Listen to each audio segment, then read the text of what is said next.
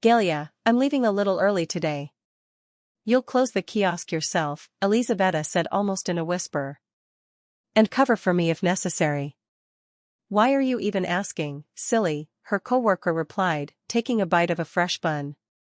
You can always count on me. Although, I admit, I'm starting to worry about you. It's already been 2 months since you lost your aunt, and you still haven't been able to recover. The woman looked sadly at her friend and tossed the last piece of her favorite treat into her mouth. Want some chamomile tea to calm down? I'm calm, Galia, really. I just need a little more time. I understand that life goes on, but it's very hard to come to terms with it. You should think about the living, not those who have left this world. You have a husband and an adult daughter who got into university this year. They both need your care and support. Come on, pull yourself together. She wasn't just my aunt, Elizaveta said with tears in her eyes. She was my mother. The person who cared for me from early childhood more than my own parents ever did. To be honest, Aunt Eva raised me. If it weren't for her, I would have ended up in an orphanage. Don't make things up. Those are just your strange fantasies, Galina said, trying to cheer her friend up. Elizaveta didn't answer and began arranging the goods that had been delivered a couple of hours earlier. Lise, don't you want to meet your mother? Her coworker persisted.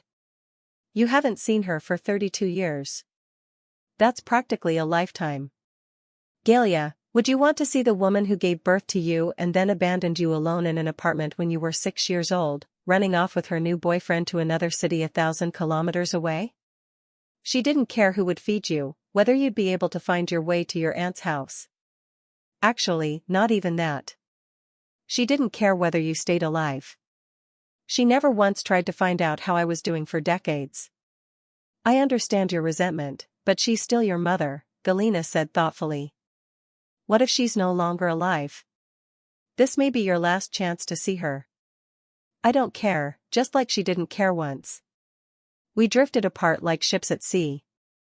Let's not continue this pointless conversation.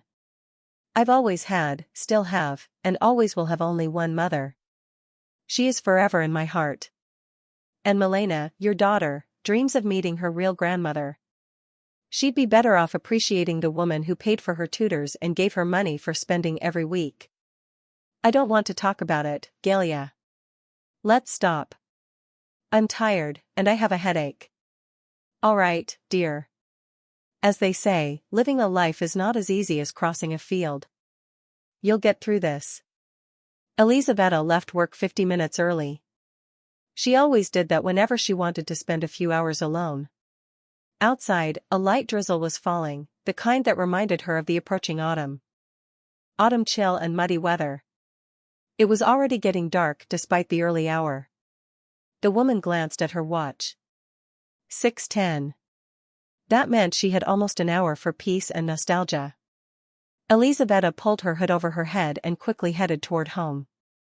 When she was almost at the entrance, her phone rang. It was Anatoly. The woman sat down on a bench and, so as not to reveal herself, answered in a cheerful voice. Hi, dear. Are you home yet? Almost. I stopped by the store. Do we need anything for dinner? Yes, some cookies for tea. We're completely out of sweets. Got it. Are you coming home soon? Still at work? Her husband asked thoughtfully. Yes, Galia and I are putting away merchandise. They delivered 10 boxes. I might even stay a little late. We probably won't finish before 7. Don't turn into a workaholic. Everything should be done in moderation. Anatoly began another one of his lectures. Sorry, but I have to go. It's not right that Galia is working alone. Without giving her husband a chance to answer, the woman quickly hung up. 5 minutes later, Elizaveta found herself in her favorite place on earth. Let the whole world wait, she said aloud with a satisfied smile. Elizaveta brewed some tea, placed a photograph of Aunt Eva in front of her, and once again immersed herself in an ocean of memories. When her mother abandoned her as a small child and left her to fate, Aunt Eva turned her entire world upside down in order to adopt her niece. To her credit, her mother had no objections. In fact, she did everything possible to help her sister complete all the paperwork as quickly as possible. "Don't think Eva loves you that much," her grandmother would grumble every time. "She couldn't have children of her own, got divorced from her husband, and now she's looking for comfort in you. It's not because of great love, believe me. It would have been better if they'd sent you to an orphanage." The little girl would silently blink her eyes, unable to understand why her mother and grandmother hated her so much. Many years later, Aunt Eva finally told her the truth. It turned out that her conception had been the result of violence. Doctors had forbidden her mother from terminating the pregnancy, so she was forced to give birth. From that moment on, the girl became a permanent stain on the family.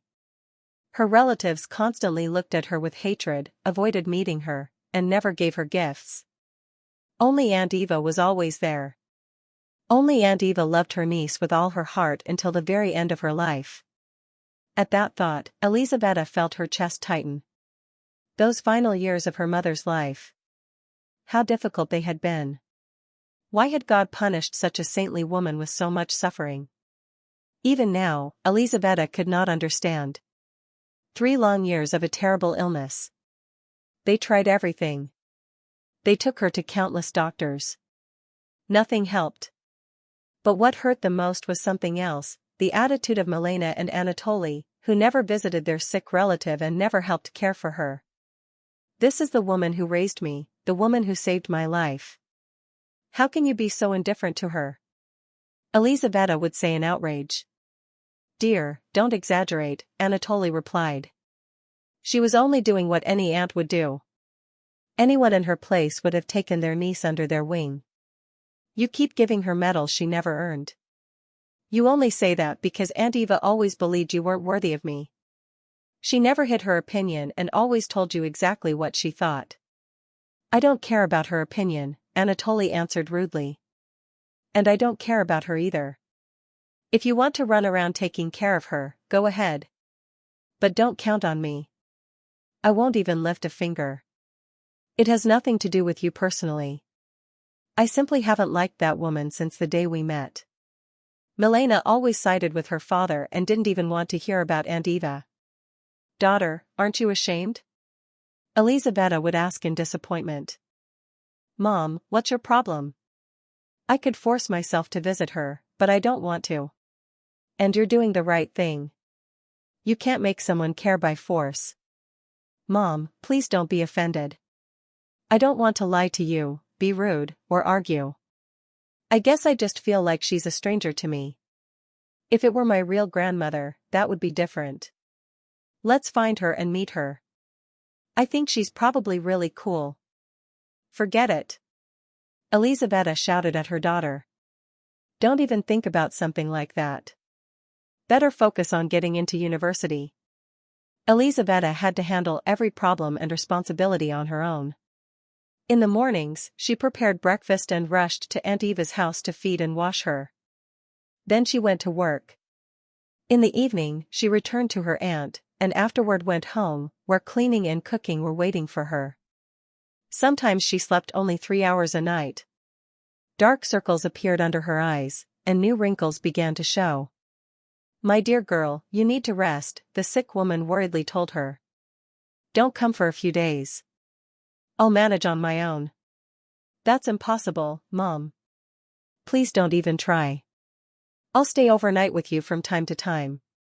Elizaveta kept her word and often spent the night with her beloved relative. Then came the time when the woman's condition grew worse with each passing day. "Daughter, I have an important request for you. Promise you'll do it," the sick woman said to her niece one morning. "Of course. Anything. Invite a notary. I want to arrange my inheritance and leave my apartment to you." "What nonsense." Tears filled Elizaveta's eyes. "I don't need any apartment. I need you. I'll stay by your side for as long as God allows, a month, a year, 2 years, 10 years. No one knows when my last day will come. We'll prepare the documents officially, just in case." No, her niece resisted until the very end. You have never let me down in your life, and you're not going to start now. Keep your promise. And one more thing, I forbid you from telling anyone about the inheritance. Not your friends, not your relatives, not your family. No one. Let it remain your secret. When I'm gone, you'll decide for yourself what to do. After giving in to Aunt Eva's persuasion, Elizaveta agreed to all the conditions. The apartment became her property. Until the very end, she cared for the sick woman, trying to make every day happy and constantly surprising her mother with small acts of kindness. 6 months later, Aunt Eva passed away. 2 months had gone by since that tragic day, but nothing inside Elizaveta had changed. Only emptiness remained. I need new emotions, she thought. I need to distract myself and get back on my feet. This can't go on forever. No one could ever replace Aunt Eva. But would she be happy seeing the niece to whom she had devoted her entire life in such a state? Elizaveta took a sip of her now cold tea and remembered a conversation she had had with Galia a month earlier, when she told her friend about the inheritance. Are you serious? Galia had exclaimed with delight. So what are you going to do? Congratulations from the bottom of my heart. Your aunt was truly a remarkable person. A great woman. But I can't even breathe without her. Then go to the sea, Galia suggested calmly. They say sea air helps people who have trouble breathing. You joker, Elizaveta laughed for the first time since the funeral. And who exactly is going to pay for that trip? Anatoly earns just enough for groceries, and that's already something. As for my salary, it wouldn't get me any farther than the nearest ditch. Beautiful, you're now the owner of a 3-bedroom apartment. Rent it out to decent people, collect the money, and go to Turkey. Why not? Galia added. That's a good joke, Elizaveta replied uncertainly. Maybe later, but definitely not now. Back then, she had firmly said no. But now she was ready to go on the first real journey of her life. She quickly opened a real estate website, registered an account, and posted an advertisement looking for tenants. It was. To make sure she wouldn't change her mind, Liza kept telling herself. The very next day, her phone was flooded with calls. There were plenty of interested applicants. Out of all the candidates, the owner chose a young family with a child. She received 6 months' rent in advance and signed an official rental agreement. My friend. Galia squealed with excitement. I'm so happy for you. You owe me a bottle of champagne for that idea. Happy and satisfied, Elizaveta headed home. But an unpleasant surprise was waiting for her there. Both her husband and daughter immediately turned on her in anger. How could you keep something like this from us? Anatoly fumed. What if I had other plans? I could have rented the place out for more money. We could have renovated it and rented it as short-term apartments. Do you realize how much income that could bring? You've got nothing in your head, he continued. And what about me, Mom? Milena shouted. Your daughter is living in a dormitory next to huge rats and eating food from a filthy kitchen with zero sanitation. Does that concern you? No.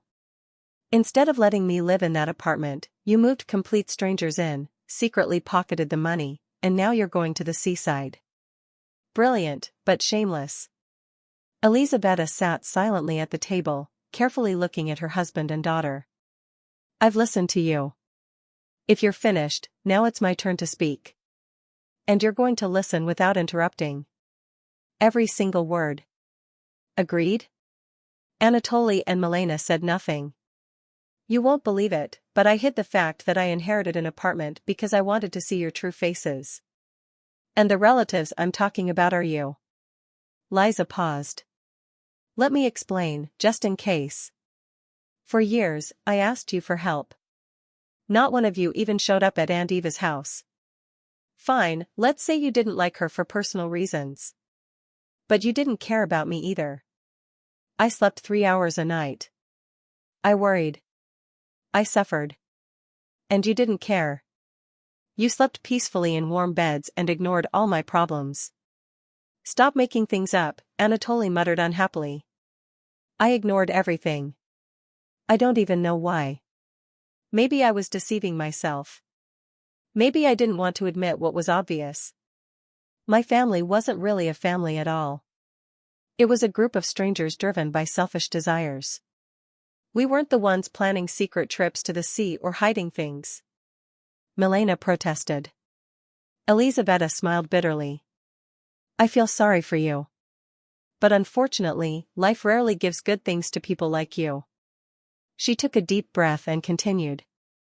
And one more thing. I am going to the seaside.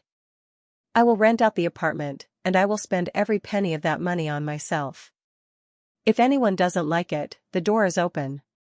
I'm not holding anyone back, not my daughter and not my husband. Neither Milena nor Anatoly accepted Elizaveta's ultimatum. The girl stopped communicating with her mother and called only on major holidays. Anatoly filed for divorce. Their jointly owned two-room apartment was divided between them.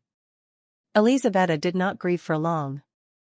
Just 1 year later, she met a new love, a man she eventually married and with whom she finally found true happiness. The end.